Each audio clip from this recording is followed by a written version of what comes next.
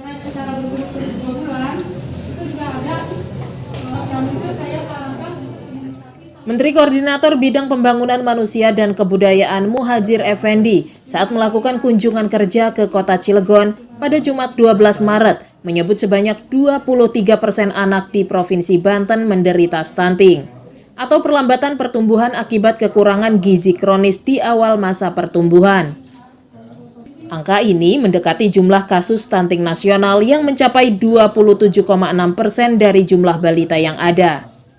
Namun Menko PMK mengapresiasi upaya penanganan kasus stunting di Kelurahan Masigit, Jombang, Kota Cilegon, dan berharap seluruh wilayah bisa mencontoh upaya penanganan yang dilakukan, mulai dari kerjasama bidan, ahli gizi, aparatur kelurahan hingga puskesmas. Sehingga dari 360 bayi yang ada di wilayah Masigit, hanya 3 bayi yang menderita stunting.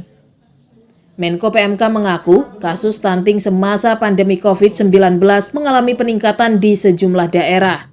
Sedikitnya ada 13 provinsi dengan kasus stunting tinggi, di mana Nusa Tenggara Timur menjadi wilayah dengan jumlah kasus tertinggi.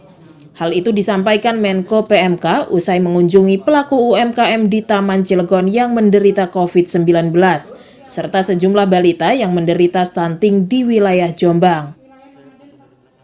Berdasarkan laporan dari Pak Wagub tadi masih 23 ya? Ya, sudah turun. 23%, itu berarti di bawah rata-rata nasional, kita 27,6%. Dan diperkirakan dengan adanya wabah COVID ini naik lagi. Karena itu sekarang kita harus tidak boleh terlalu fokus kepada penanganan COVID, mengabaikan kesehatan dasar termasuk stunting.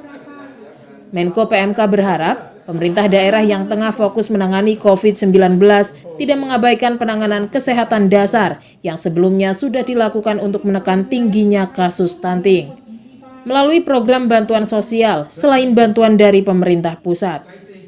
Dari Kota Cilegon, Banten, Susmiatun Hayati, Kantor Berita Antara mewartakan.